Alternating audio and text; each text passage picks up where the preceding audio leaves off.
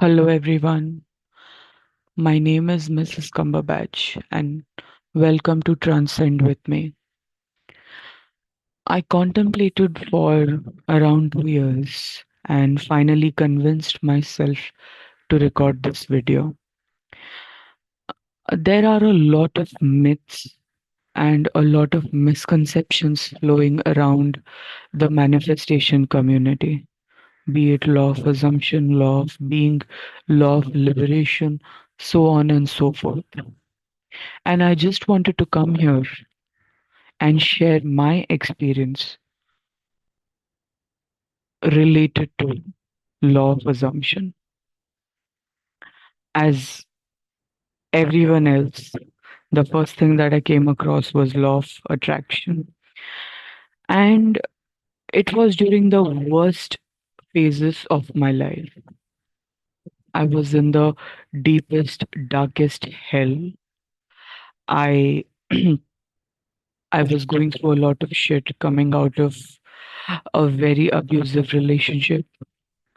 I was 25, 26 years old. I had two children, and a lot of things were going on. No money, health issues, severe depression, generalized anxiety disorder, CPTSD, so on and so forth. The story that I am going to share with you today, there are many manifestations, successful manifestations that I've had in my journey, during my journey. But this one is the biggest one. This one is the one that changed the trajectory of my life. You see, I was born to a narcissistic mother and, how do I say, psychopathic father. My mom was abusive right from the very beginning, financially, emotionally, physically, you name it. I was beaten for no reason. I was starved. I was humiliated. I was called ugly. I was the ABCs of abuse. I've seen everything. And my father was just the same, beating me for no reason, not being allowed to go out, no control over my life. I couldn't even wear what I want. I wasn't allowed to eat what I wanted. I used to be on the chubbier side, and you can imagine the amount of the way they bullied me, right? And at the age of 15, my father molested me. The first time that I got molested was at the age of 3, and then at the age of 10, and then at the age of 15, finally by my father. And then my father arranged my marriage with his sister's son, who was, I guess, 11 or 12 years older than me. And he was another dad and mom, a mixture of both, a pathological liar, a narcissist, abuser, and all the works, right? I was removed from one cage and thrown into another. I wasn't ready to get married.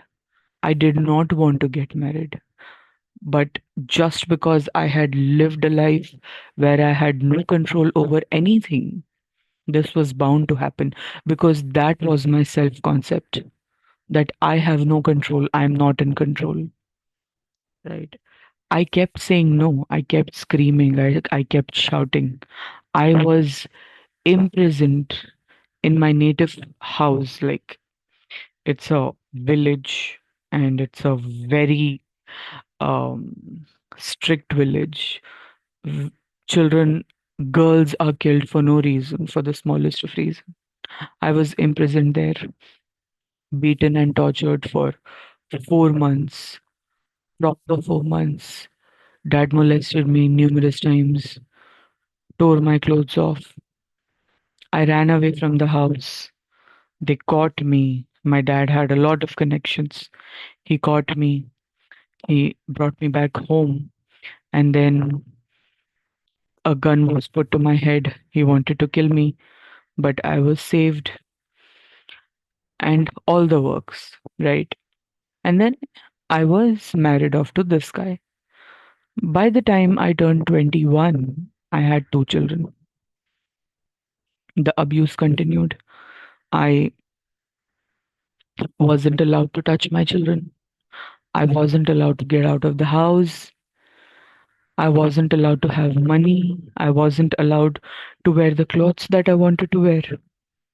Again, the same thing, the control part.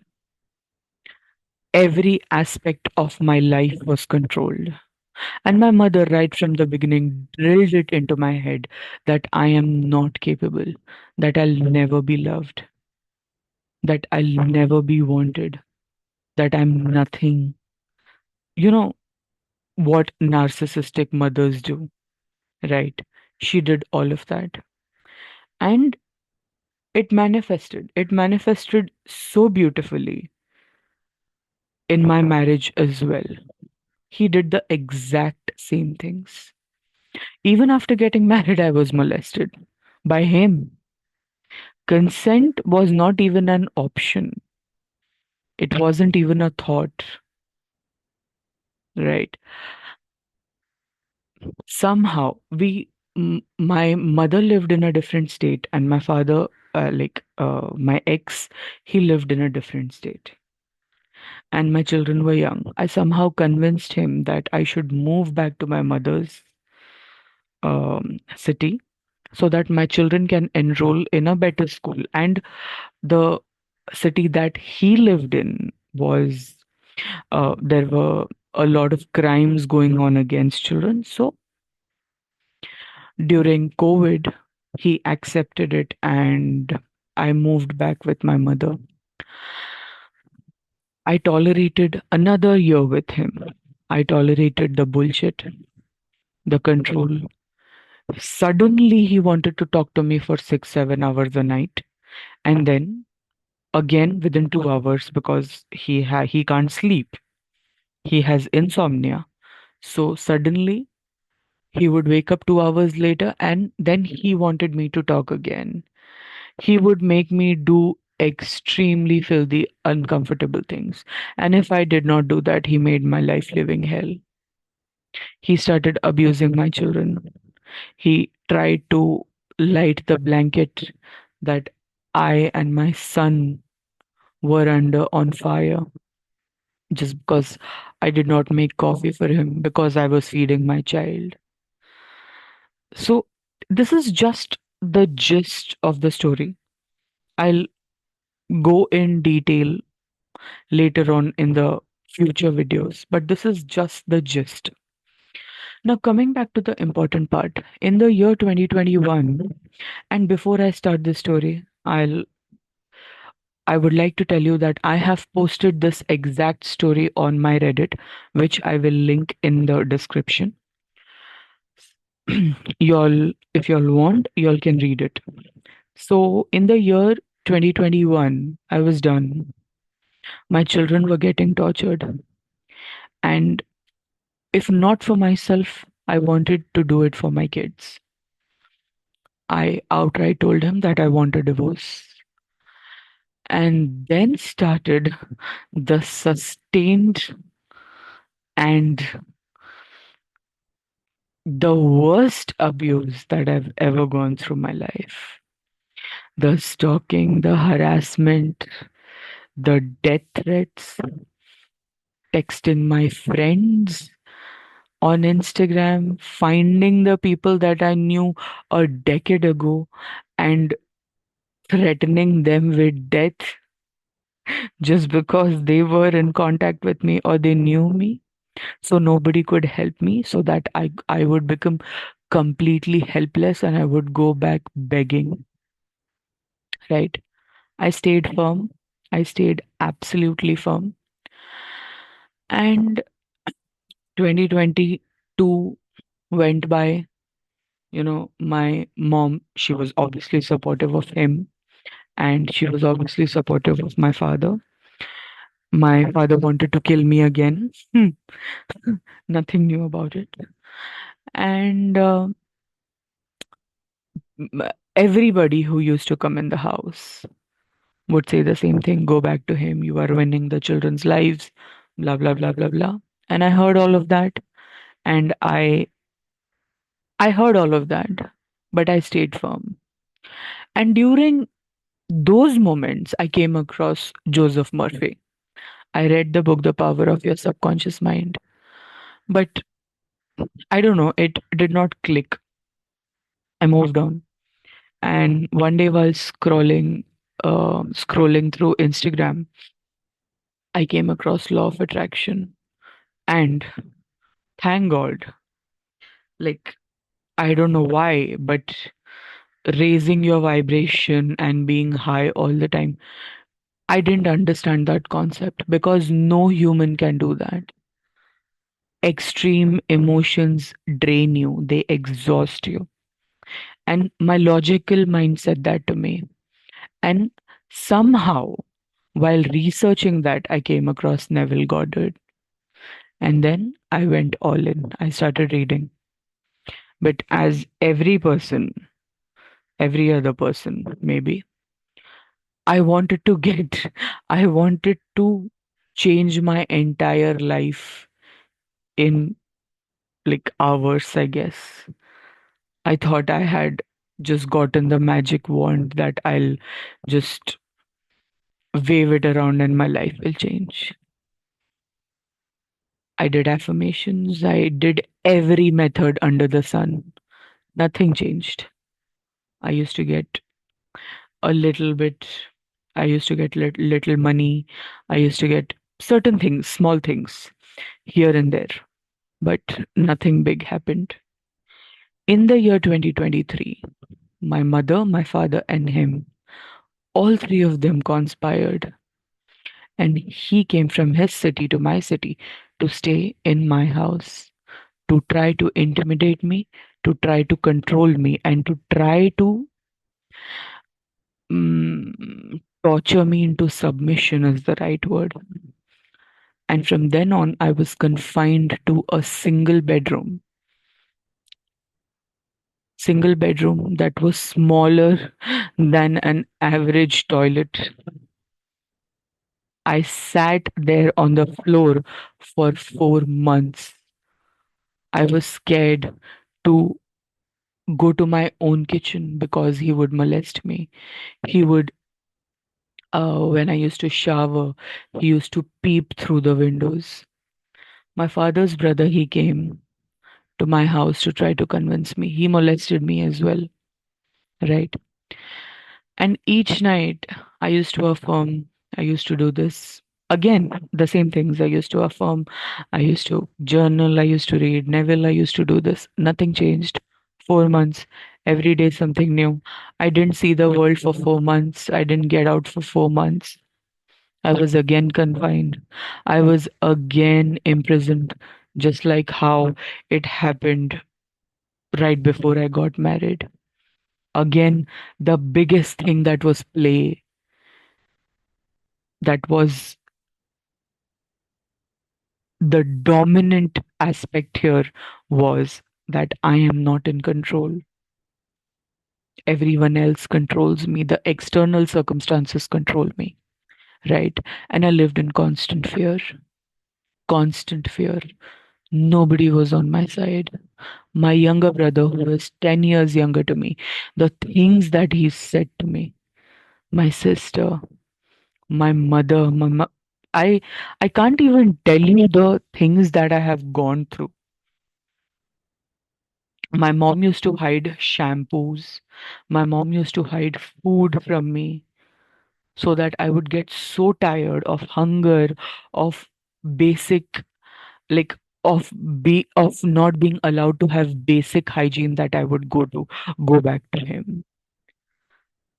Everything was done in the 3D realm to get me to submit.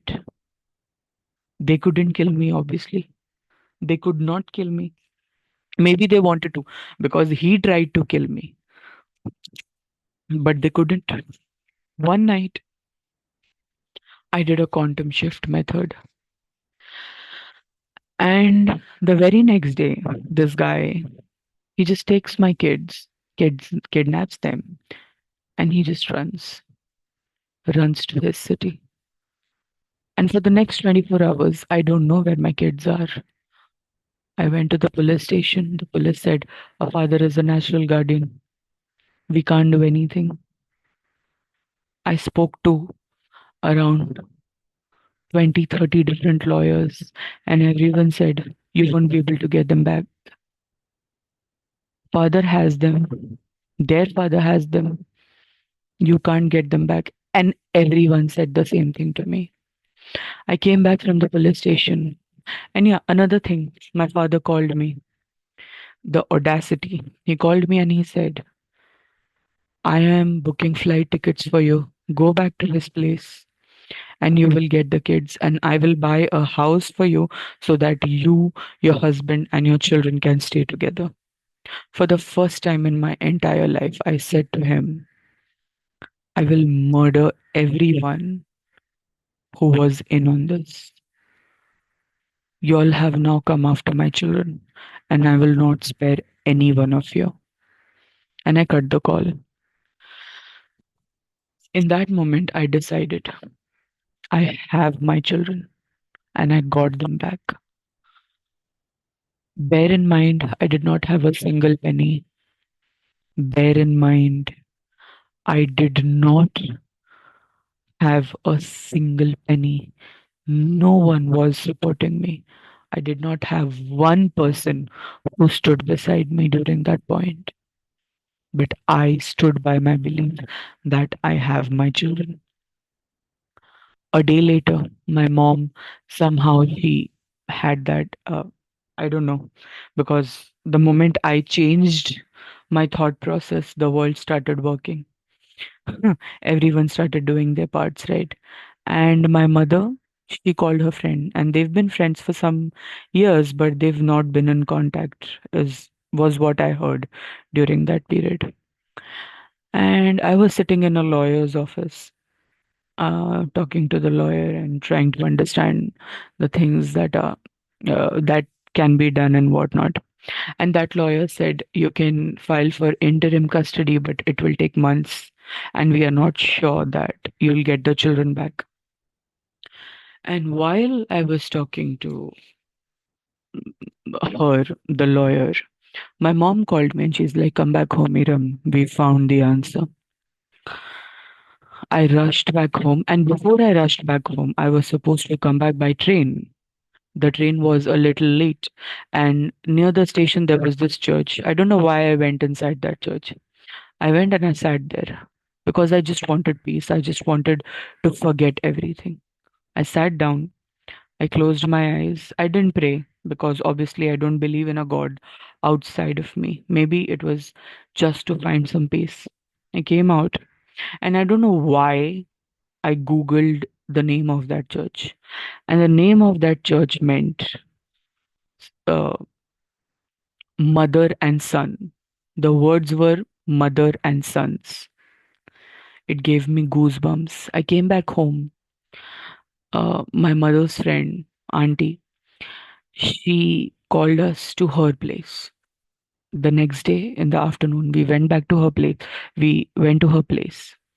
Within the next 5 hours, my life changed. I got a lawyer. And again, bear in mind, I don't have a single penny. I have nothing with me. Within the next 5 hours, a case was filed. Cops were sent to his house so that he can't run away, and all the works. Flight tickets were booked. One of the best and the most expensive hotel was booked for us. The very next morning, like in the next 12 hours, I flew to I flew to his city. I went and stood in front of the judge and filed the papers. The judge asked me some questions and I came back to the hotel. And I hadn't slept in those 2 days, 3 days, 2 nights actually. That day, when I filed the papers and I spoke to the judge, I don't know what came over me. I just fell asleep. I slept for more than 7 to 8 hours. And then I woke up at around 9 or 10. The suite was very big. There was a bathtub, and I soaked myself in the tub. I calmed down. And the next day, again, we had the court date. Uh, we had a hearing. I went, and my ex was there with his brother. Now, the funny thing is, he came with a lawyer, right? And that lawyer has been a high court lawyer for more than around 20 years, I guess. That person wasn't able to counter any of the questions or any of the allegations that my lawyer was putting forward. The judge asked him to bring the kids to the court, and he flat out refused. He's like, no, we can't bring them. What if they get traumatized? The judge is like, did they not get traumatized when you picked the children up, kidnapped them, uprooted their lives, took them away from the kids, took them away from their mother? Did that not traumatize them? And an event was supposed to happen in the next 2 days in that city. The whole city was to be shut down, and it was supposed to go on for 5 to 6 days. If I did not get my children in the next 2 days, it would have taken me another 15 days, right? The circumstances were dire, dire circumstances. And uh, the lawyer, his lawyer, started giving all sorts of, we can't bring the kids. And the judge is like, who gave you the permission? He asked my ex, who gave you the permission to kidnap the children? The lawyer said, I gave him the permission. And the judge laughed at his face and said, who are you? And then my ex is like, I just wanted the children to meet their grandparents. And the judge is like, grandparents and their mother is nothing. The grandparents are more important. You could have gotten the grandparents to their house. You uprooted their lives. You kidnapped them just for this. The both of them started fumbling, literally fumbling. Had I not been in that state, I would have laughed at their faces. Next day, my kids were called. The cops, the commissioner of the police was in line waiting and taking care of the kids. And the judge looked at my kids, and I was given the children. The children came to me. But it was not the end. It was not the end. Now started the mediation. And when the mediation started, the manipulation tactics started as well. It was so funny. I'm telling you, I am literally telling you, it was the most, how do I say it? The, I don't know, I can't find the right word. The most serious thing of my life.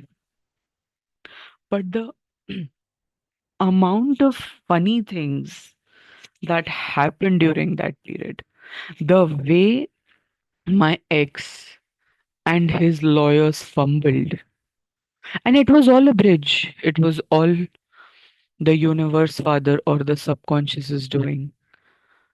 I know that. The mediation went on, and uh, on the second last day, we again went and stood in front of the court. And during the mediation, I did not comply with anything that they said. Anything. It would have gone against me, but I did not comply. I don't know what came over me. I wasn't scared. I wasn't scared at all. I did not comply. The mediator said the mediation has failed And his last attempt, my ex's last attempt was he asked the judge, just bring the kids to the court and ask them. I'm like, okay. I almost shat bricks because they were children and I didn't know what they would say. I wasn't sure. And during the whole ordeal, I was anxious. Obviously, it was my children's lives at stake. I was anxious. I was vomiting. I was fainting. I was taking Xanax after Xanax after Xanax. But okay, the children were children. The my kids were called to the court, and when we reached the court, I just took a deep breath and said to myself, "My kids are mine, and they are with me. That's it." I went inside. The kids were called to the chambers, and they were there for 15-20 minutes, I guess. And during those 15-20 minutes, I just kept walking and repeating one affirmation: the children will remain with the mother. I kept saying that. I did not stop to even breathe. Some 15-20 minutes later, the judge called me, handed the kids over to me. Kids came back to me, and I just calmed down. Again, we were called inside the court. We went, and the judge said the exact same words: the children will remain with the mother, and you are now allowed to go back to your city. I stood there. It was my creation. I manifested that. But I stood there and I felt like I was in a parallel reality. I could not fathom what was happening. I came out, I took my kids, and I went back to the hotel. We, uh, you know, cut the cake and all of that. I was still in the trance. In the evening, after my children had their swim session and everything, and I asked them, "What did the judge ask you?" They're like, "The judge asked nothing. The judge just asked, what do you like? What do you like to eat? What do you like to study? And how does your mother treat you? And blah blah blah." He did not ask the kids whether or not they want to live with me or whether or not they want to live with him. And that was the mandatory question, but it wasn't asked. Everything, everything. I started with the world against me. One assumption brought the entire world in my favor. Just one assumption. And had I not done that and succumbed to fear, I would have lost my children. I would have lost everything. Everything. I got my kids back. I came back to my city. Another thing to note here: I did not have money like I told you all in the beginning. The auntie who orchestrated these things, she paid for everything. The whole ordeal costed around $200,000 from the day I flew from my city to his to the day I flew back. It costed around $200,000 and I didn't pay a dime. In that hotel, we had a butler, we had guards, we were treated like royalty, and I didn't have a penny. I keep repeating the same sentence because if you look at the circumstances, me not having money wouldn't have allowed me logically to have this, right? I drank the most expensive water. I ate the most expensive food. I had a butler. My children were given personal trainers in a five-star hotel, swimming trainer. They had everything. Every staff was informed that we are the most important guests. And wherever we went in that hotel, the staff would come after us and ask, "Do you need anything? Do you want anything?" It was one assumption changed the trajectory of my life. There are a lot of stories, and some are bigger than these as well. But the reason why I started with this story is there are a lot of people who are in shitty circumstances, worse than mine. I know, but it can be changed. I am not going to give you a lesson today. It will come in the later videos. But today, I'm just going to say one thing. Instead of focusing on the problem, focus on the solution and be firm. The world will rearrange itself. You do not have to lift a finger. You do not have to do anything. You absolutely do not have to do anything. I have manifested miracles in my life. In the upcoming videos, I'll tell you the circumstances that I've been through, the absolute rock bottom that I've hit, the things that I've seen, and how I overcame all of that. I will tell you everything. But for today, I will leave you with this story.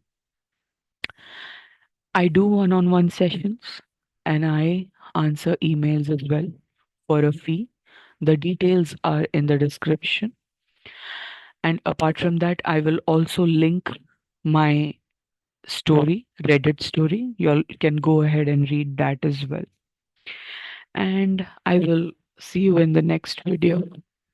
Bye bye.